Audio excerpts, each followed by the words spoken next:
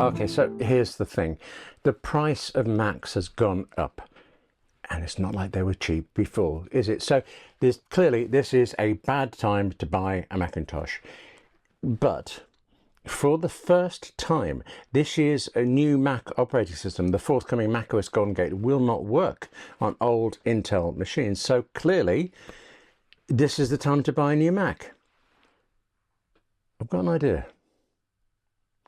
Look, I don't want you to spend more than you have to. Okay, but I do want you to have what replaced Intel. The Macs that are now based on Apple silicon. It's not like the difference is night and day, but it is. Well, let's go with it's morning and evening.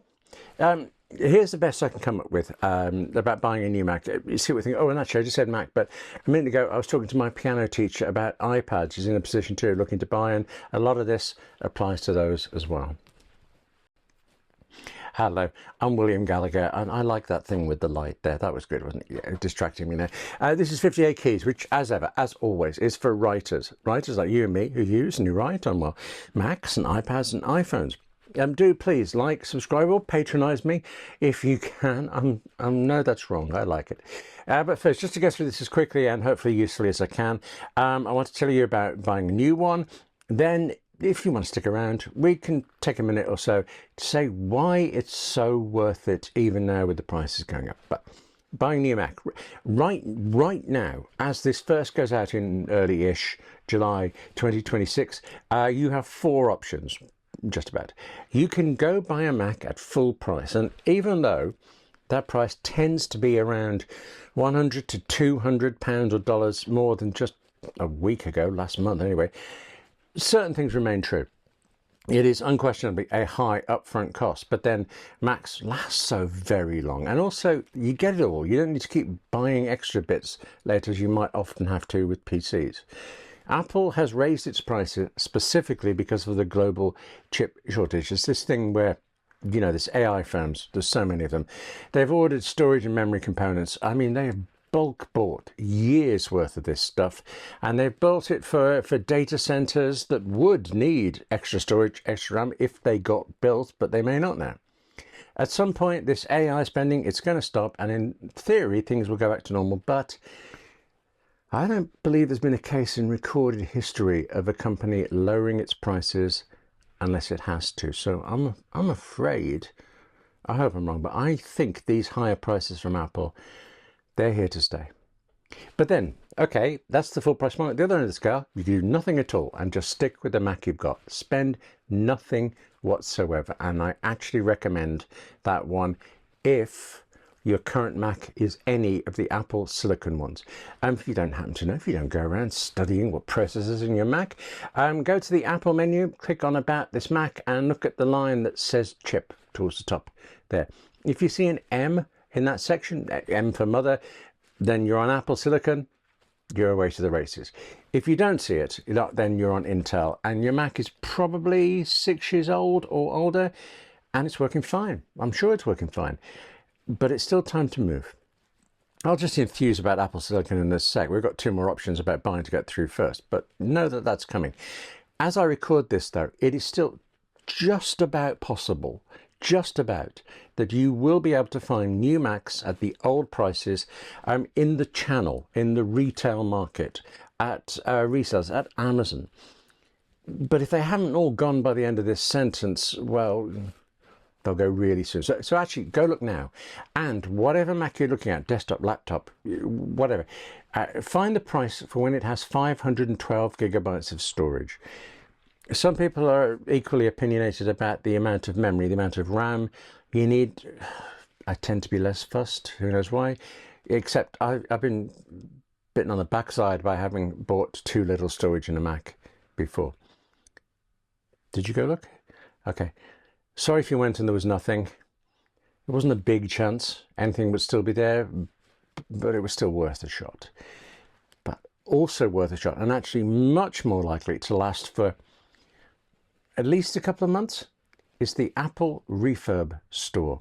You can buy Macs that have been refurbished by Apple, and I know you know what the word means, but it's worth knowing that in this case, Apple's refurbishment is really thorough. someone has bought and returned a Mac for some reason. You'll never know what it is. I mean, maybe there was a fault. Possibly, more likely, they didn't like the color. That green one. Apple just well, it doesn't change the color, but it fixes any problems. Apart from passing you off with a cheaper box, what you buy from the Apple refurb store is exactly the same as you would get if you bought it brand new from Apple. You go down to the warranties and things like this.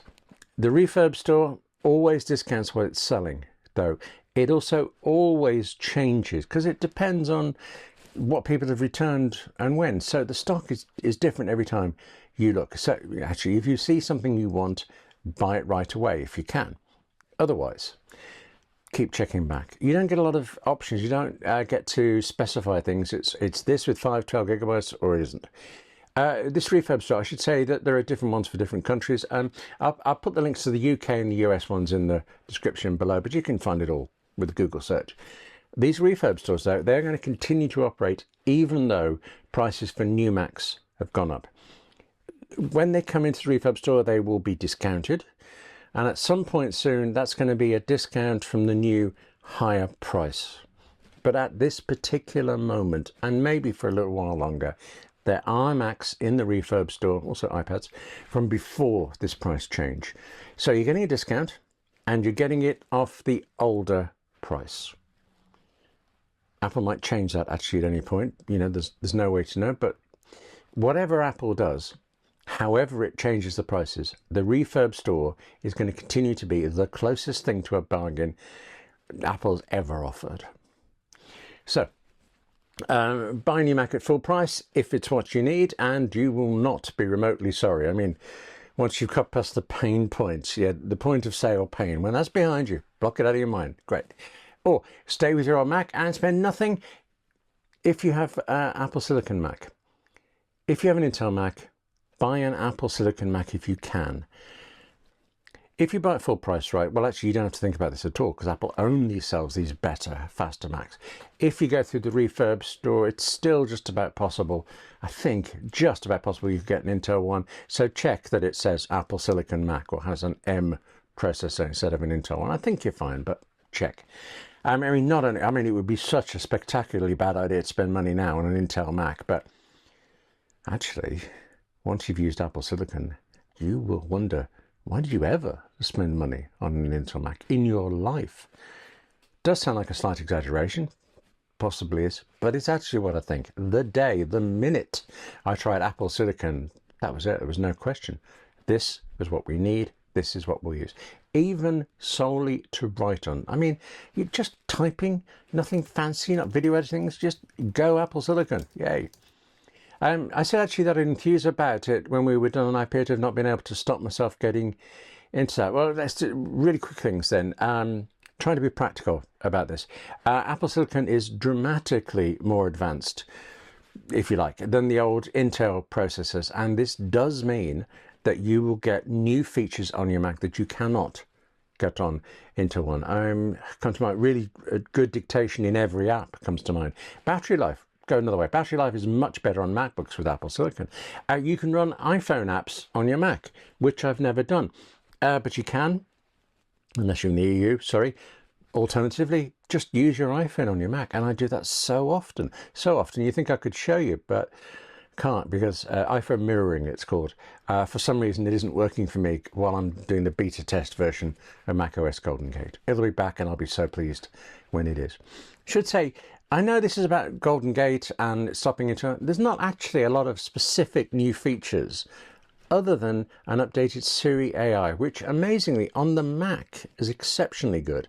Do not ask me about using it on the iPhone while I'm driving. But on the Mac, tremendous. The thing is, I almost don't care. I mean, you've gathered that I'm recommending Apple Silicon Macs. I'm recommending just about any of them. Although, you know, the newer, the better. The higher the M number, the better. All of that stuff, great. But I'm really recommending them for one single reason, which is just about practical. It's that they're faster. I don't think when you hear that, that's a very convincing thing. I mean, if you're on an Intel Mac, you're used to it. I don't think that you'll find it flying fast, but it isn't really certain like Windows, is it? But use Apple Silicon, and I mean it. You will wonder, how did you ever use the Intel Mac? This is the one thing that remains true, whatever the price is and however you get a Mac. That sounds like I'm recommending, yeah, anyway, Apple Silicon Macs are worth it. I do just hope that Apple does drop the price back down again sometime. But, you know. Listen, that's it for this 58 Keys. Thank you very much for watching. Try to race through this. Now, take care of yourself. Write more on a new Mac, on an old Mac. Piece of paper if you must. Not Windows, but a piece of paper, that'll do. And I'll see you soon.